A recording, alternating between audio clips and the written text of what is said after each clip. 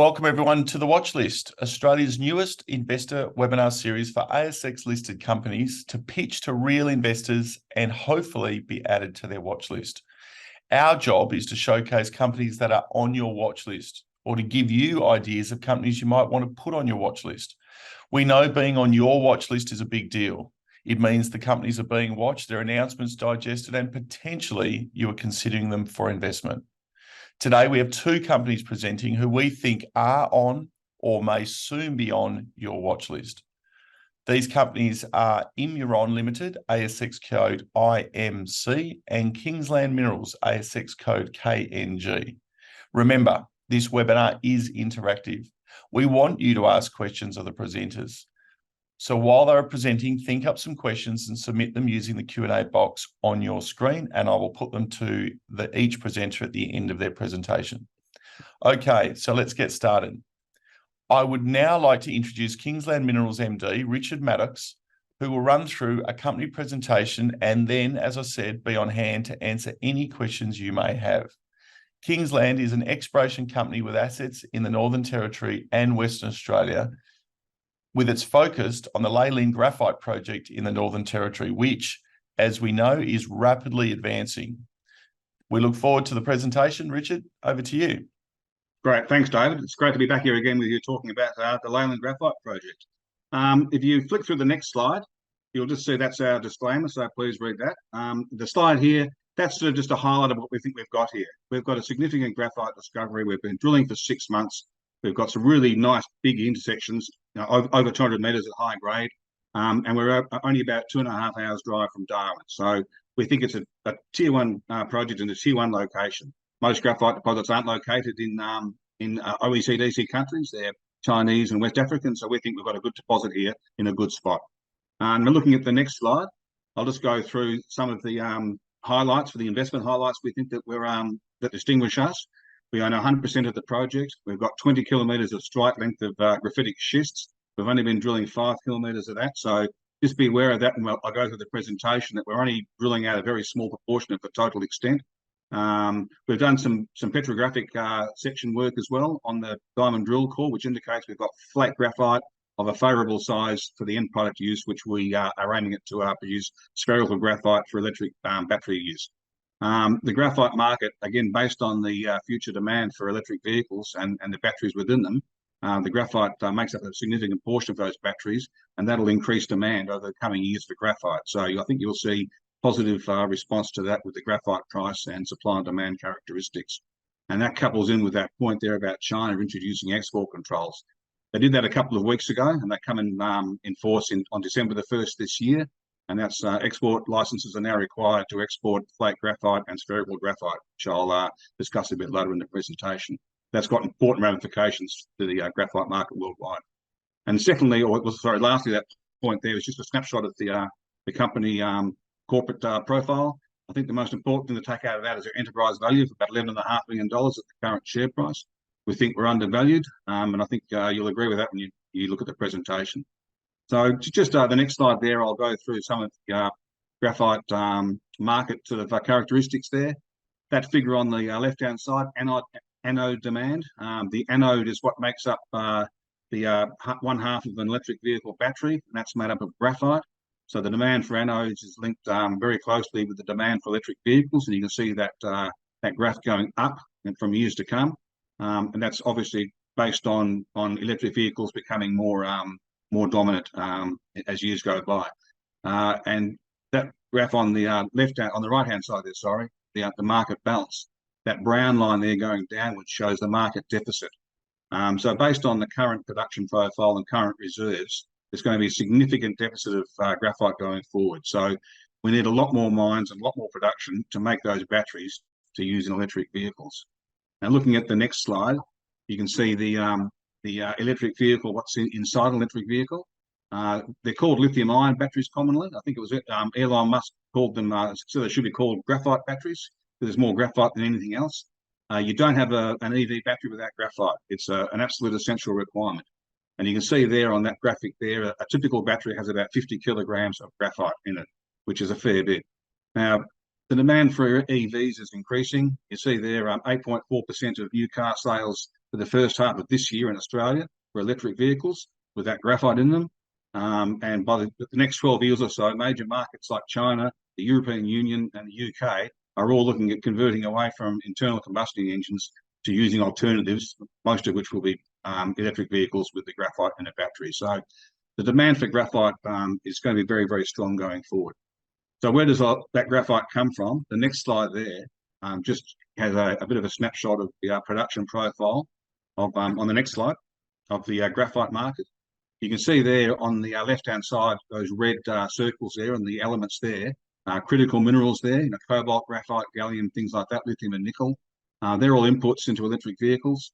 Australia produces most of those. It's a significant or major producer. You can see on the right-hand side, the green circles of the Australian production profile of those minerals. The big red circle there is graphite. Australia doesn't currently have any commercial graphite mines. So we make most of what's required in a battery, but we don't make graphite. So the next slide will show you where that comes from. And you can see there that this is a graphic that came out last week from Benchmark Miller Intelligence. China produces 67% of flake graphite and an incredible 99% of spherical graphite, which is a precursor to what goes in your car battery. So China dominates the market in graphite going into car batteries. The final one there, natural graphite anode, that's the final refined product, which is a purified spherical coated graphite.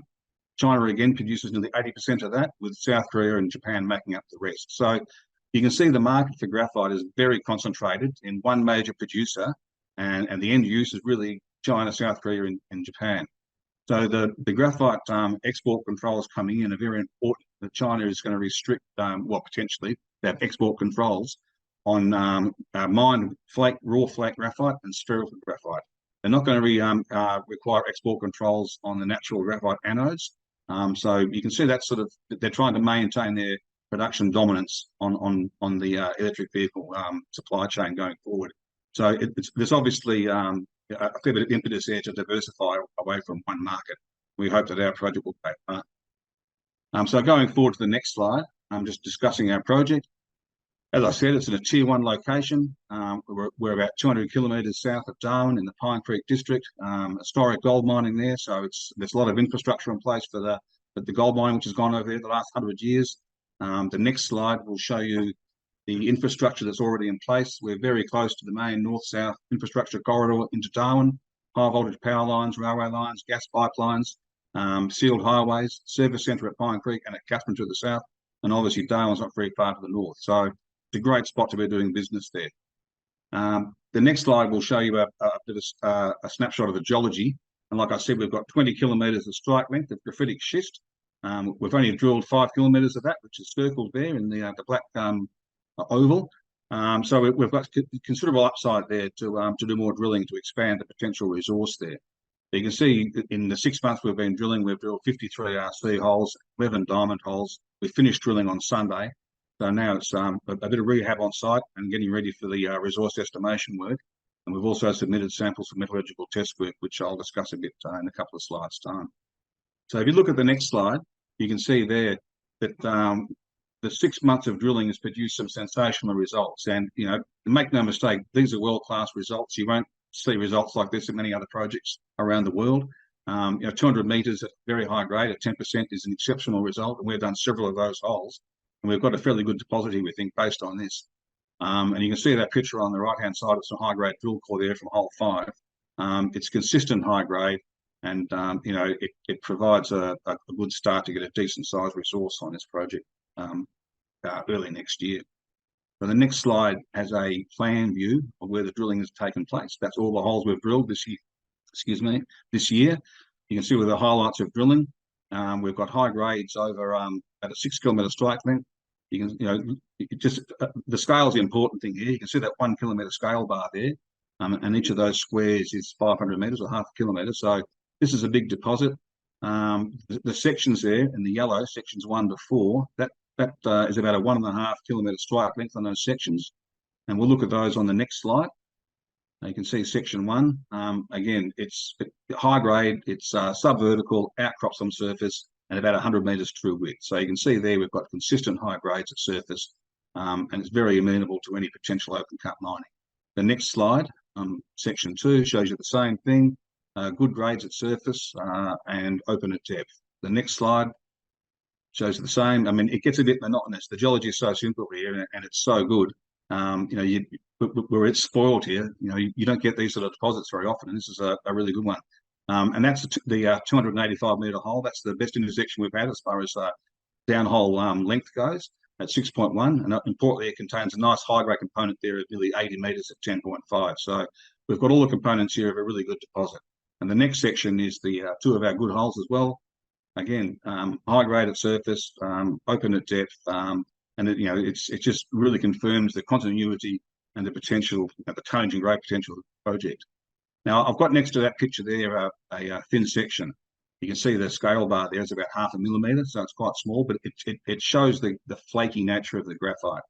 And it's important to note that not only have we got flake graphite, but the petrologist has also indicated that the way it occurs there, it should be good for beneficiation. So when we crush it up to release it, it should release quite easily, and hopefully we'll get a nice high-grade flotation concentrate from that.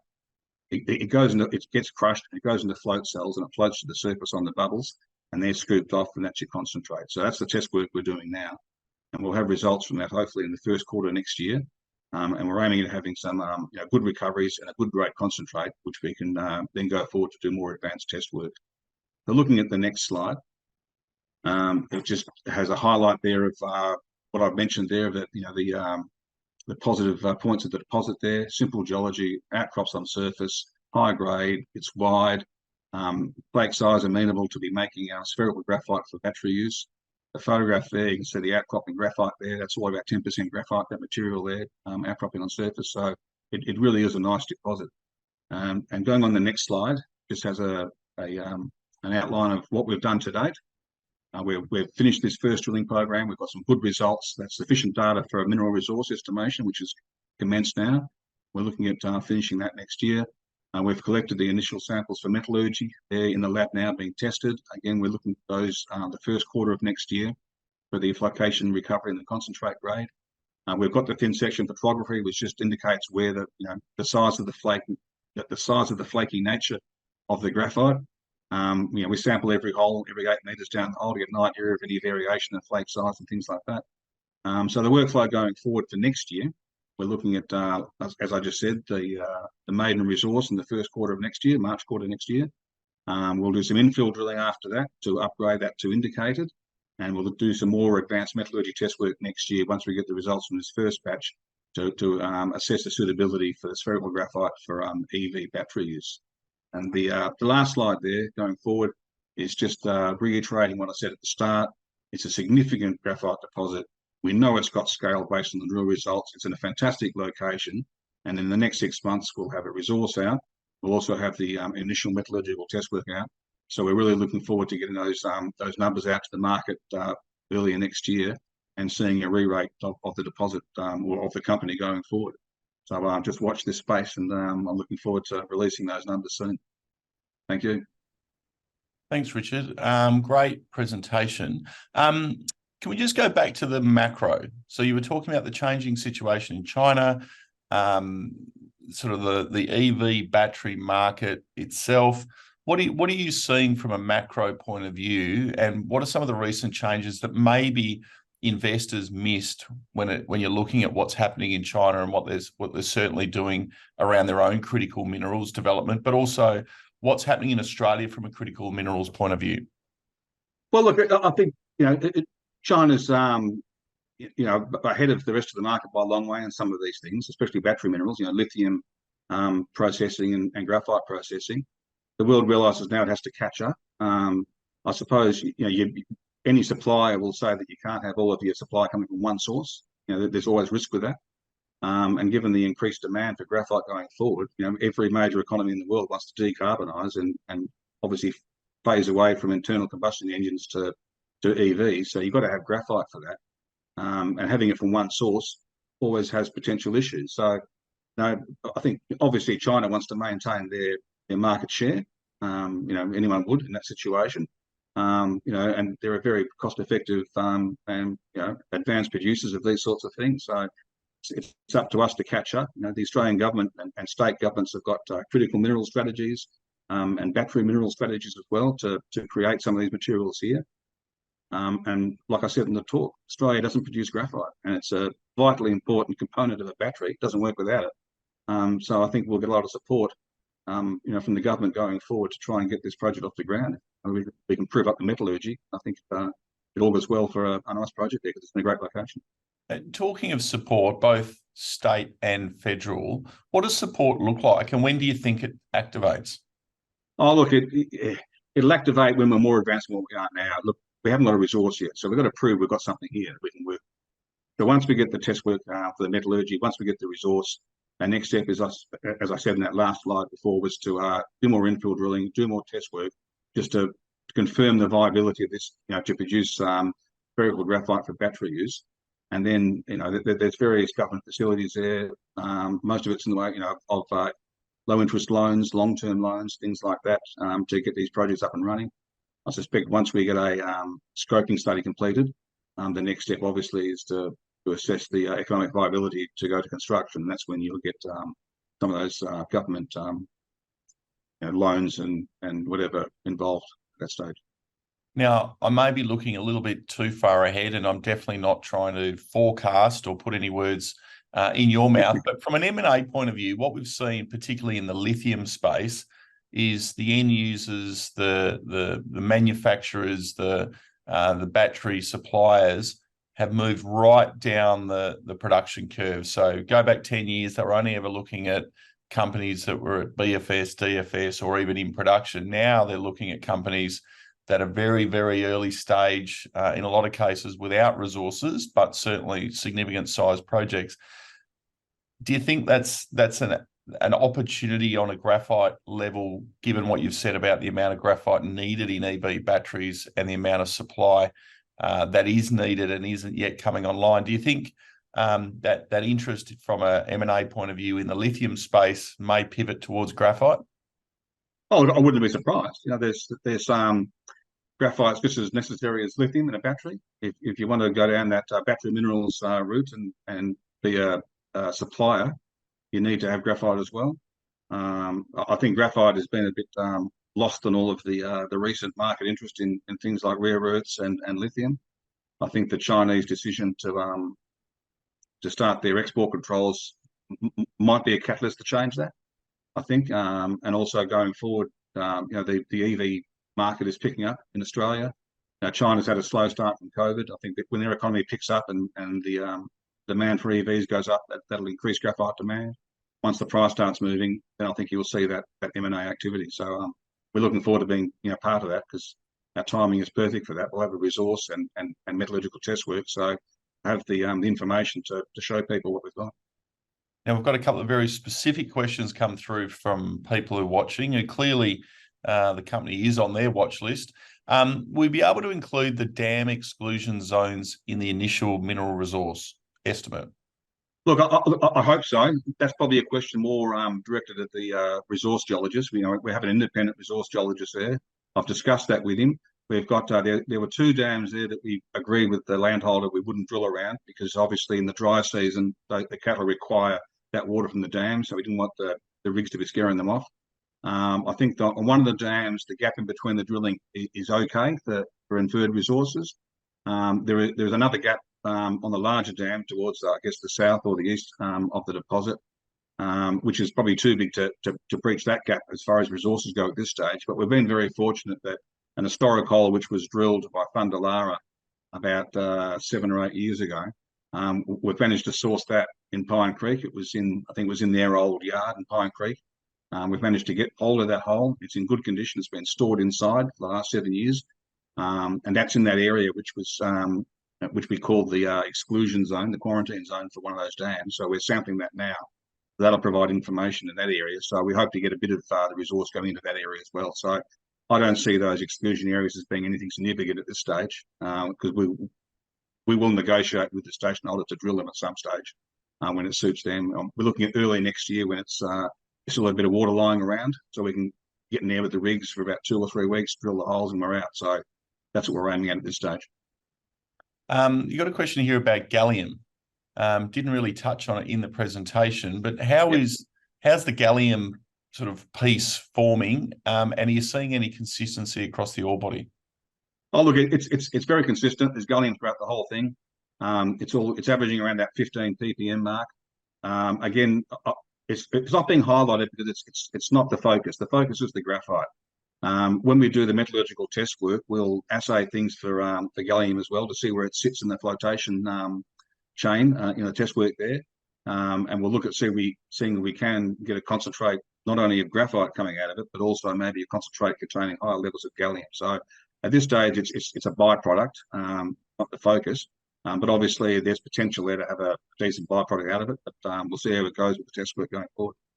Now, this might be a little bit ahead of time, but certainly a good technical question.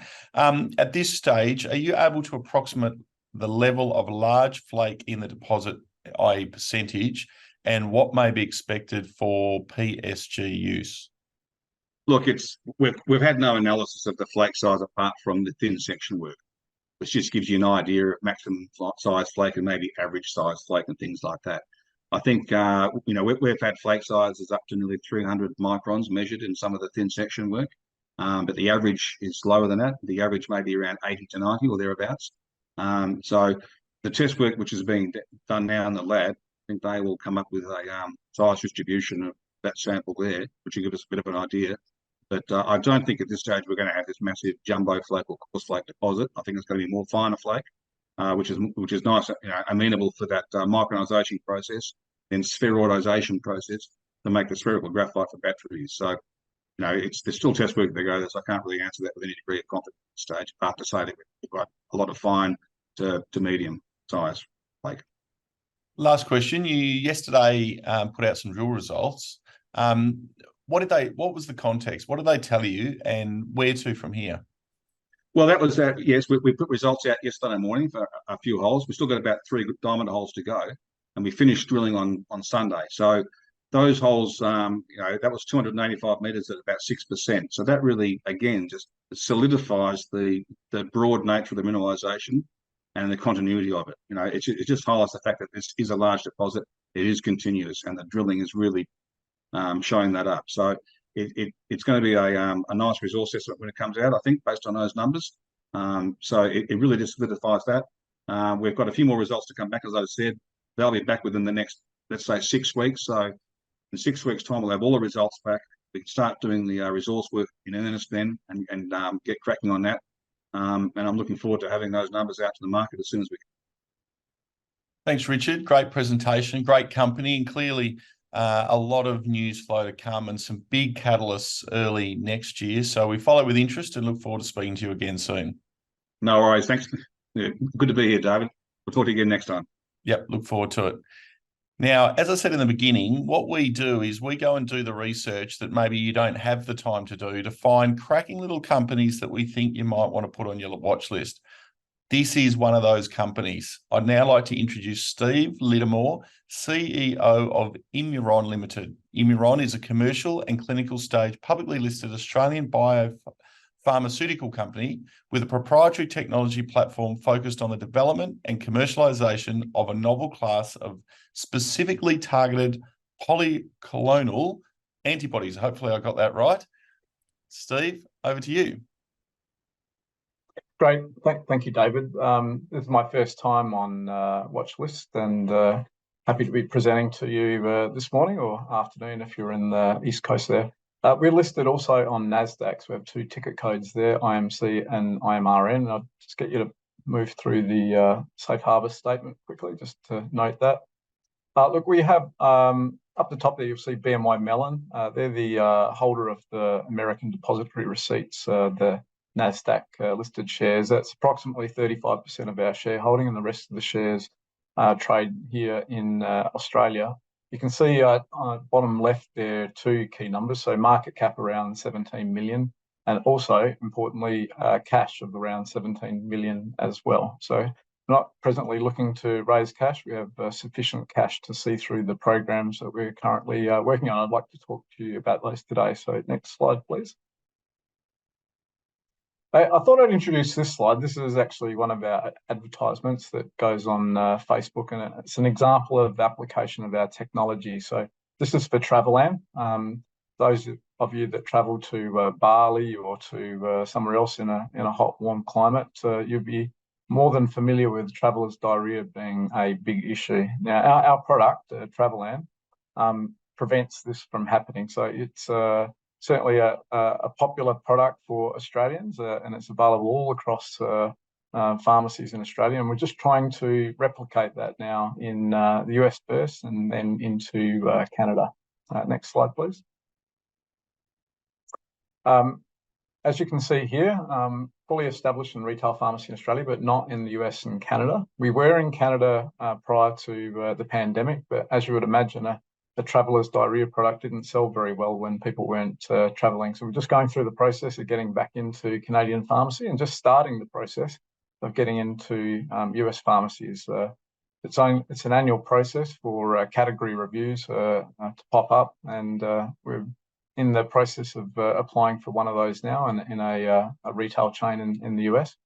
We do sell B2B in all key markets. In the US, it's recently launched on Amazon.com on our own shopfront, and that's doing very, very well. There's some links in the slide there if you want to have a look at online purchasing of Travelan Protectin, which is a product similar to Travelan, but also for gut and liver health. And Oborne Health Supplies sells Protectin across the natural practitioner market across Australia. Internationally, we're looking to get into other markets through distribution arrangements. We're looking at other channels as well, things like cruise ships and airlines and the like. And so there's a good growth potential moving forward. And let me have a look at the next slide, and I can tell you more about the market potential. So traveller's diarrhea market is large and growing. Obviously, there are industry tailwinds, travel picking up significantly. So there's some statistics there. So Australian Bureau of Statistics and the equivalent in the US publish people that are travelling overseas to high-risk markets. And you can see that on average, about 77% of those in 2019, the current rate in Australia, that at the leading edge is getting closer to 90%. So we're almost at pre-pandemic international travel levels in Australia, and similarly in the US. So both markets are approaching those pre-pandemic levels, and that's the reason why our sales are doing so well. So in FY23 in Australia alone, we did 1.16 million, and in the US 0.64 million. And you can see the big percentage increases. I didn't compare to last year because that's a low travel year, but if I compare to the pre-pandemic period back in FY20, so that's 2019 to 2020, we're even higher than that. And we've in Australia just exceeded what we did last year, even though we're only a few months into the new financial year. So sales are doing very well, and that's not surprising when you have a look at the bottom right there, what the market potential for a product like Travelan is. So in the US and in the EU, you're talking some $83 and $50 million market potential if we're able to penetrate 15% of that travel market. And that travel market is quite big. You can see the Centers for Disease Control estimate that in these high-risk countries, 30 to 70% of travellers do experience traveller's diarrhea. So why wouldn't somebody want to take a product like Travelan that gives them the opportunity to prevent that risk? At the moment, there is no direct competitor for Travelan. It's our job to make people aware of its existence. So there's no registered medicine. There's no other over-the-counter products that have claims for preventing traveller's diarrhea in these US and European markets. So big market potential for us. And I've just brought on board a chief commercial officer that has experience in both the GSK, so GlaxoSmithKline, and Procter & Gamble, that's well versed in marketing a product like Travelan in the consumer health market. So next slide, please. Let me just tell you what our product is. So you've probably heard of bovine colostrum. It's rich in many biofactors, and they've got long names there, so I won't read them out, but generally they're good for you. So this is that first milk that comes from the cow that is good for the calf, and all mammals have it. So even in humans, that first milk, the colostrum, is good for infants. So there's lots of naturally good things in bovine colostrum, but we do something different. So we develop a highly specific vaccine for a targeted pathogen. A pathogen could be a bacteria or a virus. We give that vaccine to the cow that's pregnant, and in response to that, they develop polyclonal antibodies, so that's the hyperimmune word down there, that are expressed in the colostrum. And these have antimicrobial therapeutic benefits without the drawbacks of antibiotics. So you've probably heard of antimicrobial resistance. So as this is not an antibiotic, that is not a problem with this product.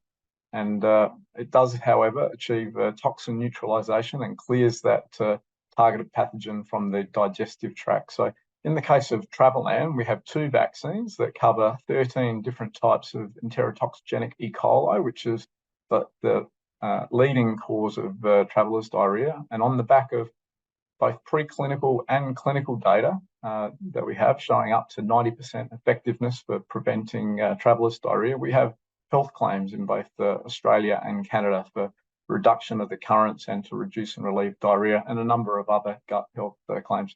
Unfortunately, we don't have these same claims in the US. It's sold as a dietary supplement, and that's the reason why we're developing this product as a drug in the US market in collaboration with the US military.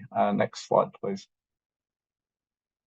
So these are our clinical programs for a small company that has a product generating revenue on the market. We also have a number of clinical programs, and these are phase 2 clinical programs. For those of you not familiar with pharmaceutical drug development, you go through preclinical testing, that's both in the lab and animal testing, before you move into human testing. Typically, it's phase 1 where you will do a safety study in humans for the first time, and then followed by phase 2, which will then explore more safety and also efficacy in humans before moving to phase 3, a larger study or a registration study prior to registering the drug for sale.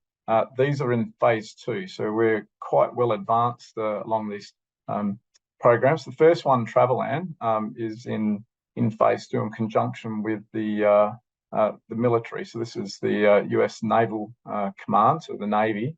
And we've just completed dosing that study, and we have to wait for a waiting period before we read out the results. Those results are due soon, so that's in June of next year. Travelan itself is also in a separate phase 4 study. So this is our dietary supplement being given by the Uniformed Services University, once again funded by the US military, in active US and UK military personnel travelling to high-risk regions, some 868 subjects, so quite a large study. A third program being funded by the military, another Navy Medical Research Command collaboration, is a new product called Camp ETEC. So this is another colostrum-based product, but with a different vaccine for Campylobacter and enterotoxigenic E. coli. We have US FDA IND approval to move ahead with the phase 2 program. We're just going through the ethics approval process with a view to starting that early in the new calendar year. The third program is IMM 529, which is another colostrum-based product, but with a different vaccine, this time for Clostridioides difficile infection. This is quite a challenging disease state in that people get treated with antibiotics, and 40% of those get recurrence. That is, that they get CDI again. And so there's a need for new therapeutic treatments. And with a product like ours, which doesn't have the antimicrobial resistance, we're hoping to be able to treat patients without that recurrent effect. So good opportunity for us. We're in the process of manufacturing clinical product as we speak, and you'll see that in the milestone slide coming up shortly, with a view to filing with the US FDA a pre-IND filing for commencing a phase 2 study sometime next calendar year. So next slide, please. We had a US market consultancy firm have a look at 2 of our key programs just to give us an estimate of market size and potential. So this is a US market size and potential study only. The first one is for IMM 124E or Travelan for travelers' diarrhea. The second is for IMM 529 for Clostridioides difficile. And I was quite pleased that they came up with roughly the same answer for both for different reasons. US market alone, some US 100 million odd sales potential per annum. So good market opportunities for both of those products. Next slide, please. This slide is important for the company. It shows the journey that we've been on. In the past, you can see the things that we said we were going to do, now highlighted in blue. That they're the things that we've actually completed. Showing in the black are the things that we're anticipating to happen, which we hope at the conclusion of those periods to be able to say that we've done. So we're trying to walk the talk, so to speak, and deliver on the milestones that we anticipate. So as I mentioned before, the Camp Hyla-backed Camp ETech program, we're waiting on FDA approval of that IND amendment for the protocol change with a view to starting the clinical trial in next calendar year. We've just completed that dosing of the Travelan phase 2 trial, and those results are due in June of next year. IMM 529 manufacturing as we speak the product for the clinical trials, and that will be completed before the end of this financial year, and we'll submit that pre-IND with the FDA, and we hope to have that approved for moving ahead with the clinical trials next calendar year. The Uniformed Services University study, we're more than halfway through recruitment of that study, large study, and we hope to complete enrolment and complete the dosing of that during the first half of 2024. So as you can see, a lot of upcoming milestones, things that are value generating for the company in the near term. So move on to the next slide. That concludes my presentation. I'll open up for Q&A, but maybe if you can flick to one next slide, not for discussion now, but for those that are interested in the technical nature of our technology. This is a list of references, scientific references. The first one is that clinical study showing up to 90% effectiveness in preventing traveller's diarrhea, and a number of other studies done in conjunction with the US military and in both in the lab and also in mice and in monkeys, showing broad spectrum antibacterial activity of Travelan. And the last one down the bottom there is the IMM 529 in Clostridioides. So if you're technically minded, you might like to read those, but I might just pause there, David, and open up for questions. Thanks, Steve. As I said in the beginning, there's lots of companies on the ASX that are not well known, not well publicised, but are clearly doing interesting things with a lot of catalysts for share price appreciation, but also revenue and growth. And I think Immuron sits right in that wheelhouse. As you said at the beginning, you cash backed, essentially your market cap is equal to cash. What are the catalysts? What if you know you've just pitched the story, but what's the helicopter pitch? So you backed it, you cash backed. You don't need money. You've got all these big catalysts coming up. Why do you think there is a disconnect with the market, or is it just that the sector at the moment isn't seeing the love that the lithium sector or gold or other things are, and you've just got to keep your head down and concentrate on your business? Yeah, look, I think there is definitely a sector effect. So I presented at an industry conference for biotech, small, not even all small actually, but biotech companies in Australia called BioShares back in July. And these are companies ranging from Telix, which is a $3 billion company, Immuron, $2 billion, down to smaller companies as low as market cap of $5 million. We're at the lower end of that, but of the 21 companies that presented at that conference, we're one of only 10 at the moment that's showing share price appreciation since the date of that presentation. And some have fallen by as much as 50%. And if you look at statistically over time, we're in a situation where these micro and small cap stocks are marked much lower than the market as a whole, some 50% lower, I think, at the moment. But in the past, they've actually been valued a little bit higher. So there's a big spread between the value of micro and small cap stocks versus the larger stocks at the moment. We've fallen into that. There are some company-specific factors that maybe have led us to where we are on the share price, and that's because during that 2-year pandemic period, we weren't selling any products. Our sales went from $3 million down to essentially zero, and we're just building up now. We did 1.8 million last year, but we're on track to exceed even the highest level of sales we ever did prior to the pandemic this year. So certainly the sales are doing very well, and we're generating cash from that.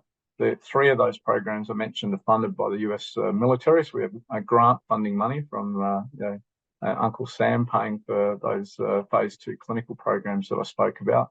And so our cash burn rate is very small. So it's in the order of a couple $100,000 a month on average throughout the year. And yet we have $7-8 million in the bank. So we have plenty of cash to go forward. But the milestones that are coming up are significant. When you see a readout on a phase 2 trial in a biotech or pharma company that's positive, and we'll know by June of next year whether that's the case. Typically you see a big inflection point for share price appreciation, or the reverse, obviously, if it's not successful at that same time. Just touching on the US military and that connection, how did it come about? And you touched on what it funds, but how important is that relationship? Look, money for progressing programs is obviously important, but more than that, I mean, the US military grant money provides 2 things. It provides validation of the technology. They wouldn't be putting money into something that they didn't believe in. 2, we get access to some of their best researchers. So that CAMP-ETech program that I mentioned, whereas in Traveland we developed that E. coli vaccine ourselves, the CAMP-ETech vaccine was actually developed by the Navy. So it's their vaccine. We're vaccinating our cows in our research farm in Victoria, generating a new product that's going into a phase 2 clinical trial that's being conducted and funded by the US military. So why are they doing this? So if you look on their websites, and it doesn't matter whether you go into the Army or the Navy or any of those military websites, you'll see that something that might sound as trivial as traveler's diarrhea is very high on their unmet need list. And that's because there are no drugs approved for doing it. And you can imagine that some of the places that military travel to, warm, wet, humid environments, do have traveler's diarrhea, and it's the number 2 cause of enteric disease, stopping troops from being able to be active in their field. So it's a big problem for them, and they're coming to us for a potential solution.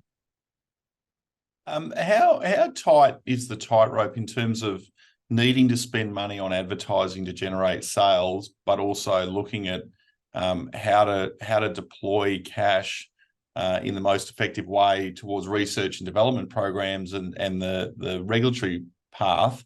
Have you seen a shift post-pandemic in how the marketing sales system works? Look, it'd be fair to say the company's focus most of its resources on R&D and not on sales and marketing. I've been with the company about 18 months now. I've come in from a commercial background, so I've worked for much larger companies with leading sales and operations teams with revenue up to 600 million across some 113 countries around the globe.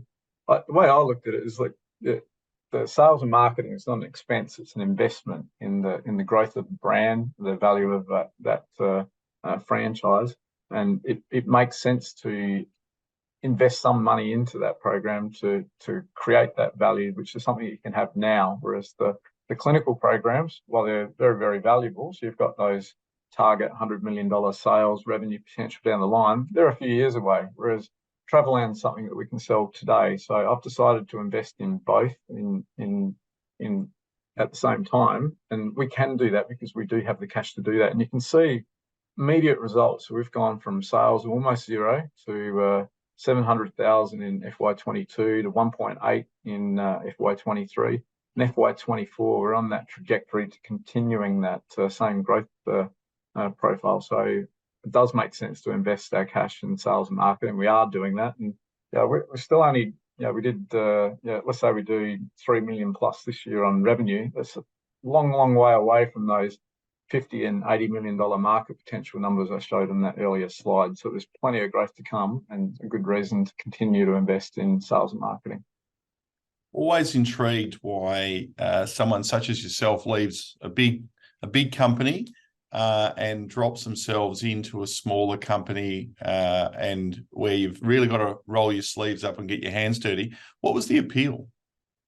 Look, I've never been shy of rolling my sleeves up and getting involved hands-on. I do prefer to do that. But look, initially, I came back to Australia from Canada, and prior to that in the US for personal reasons. So I was born in South Australia. My kids were getting a bit older, and before they got too entrenched into high schools and not wanting to leave living overseas, we wanted to bring them back so they could spend time with their grandparents, uncles, aunts, cousins, and the like. So family reasons for coming back. But there are great companies in Australia doing great research, but perhaps the bit that lets them down is commercializing those discoveries. And I thought that coming back, I'll be able to lend my experience on the commercialization side of biotech. And I'm trying to do that with Traveland, but with those other products in the future.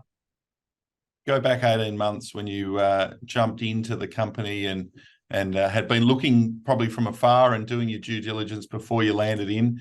Are you more excited now than then about the opportunity that presents itself? Look, I am, and I'm saying that with the benefit of some hindsight. So things I thought could be done, I brought in good people from outside to assist in this process, but that return on investment in sales and marketing is happening even quicker than I thought it would, which is quite exciting.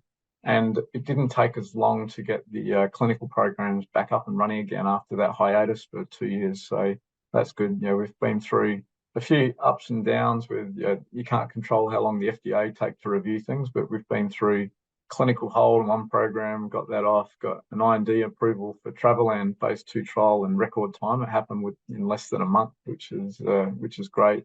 We've completed studies the FDA required in less than 6 months to get off of clinical hold. So most of the challenges have been addressed relatively quickly, and we're moving ahead. And most importantly for shareholders and potential investors, we're actually delivering on those anticipated milestones that we say that we're going to do. So you can expect us to continue to do that. Last two questions. You've got plenty of cash. When do you think, and again, not to forecast or look too far ahead, but when do you think you'll need more cash? When does that moment come where the ball starts rolling faster and faster down the hill and that momentum builds, and you're needing to deploy cash in very strategic ways in a more sustained fashion? Yeah, look, I'll remind people of the safe harbour statement I showed before, but I will make this comment on capital raising. Look, of the Traveland trials and the CAMP-ETEC trial, they're US military funded. What's not funded is if we're successful in those programs, so we pass phase 2.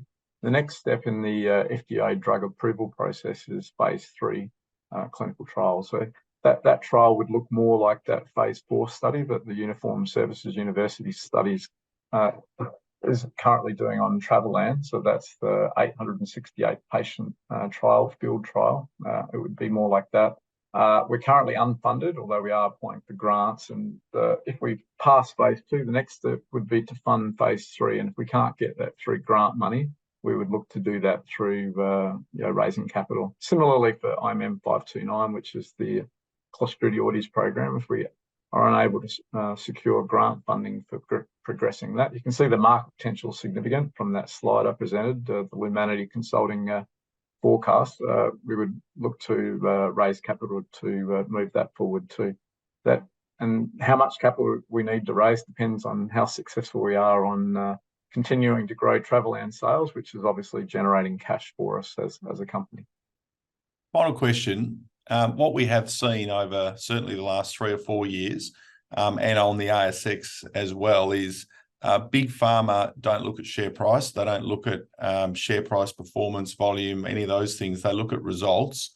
And clearly you've got a lot of results coming with products that potentially meet significant unmet needs and fill a reasonable gap in the market. When does big pharma start looking more closely at what you're doing, and how do those discussions progress? We've already made big pharma, big biotech aware of what we're doing. Just making sure that they've got us on their radar. So most of those companies have a watch list, if you like, of companies and technologies that are of interest.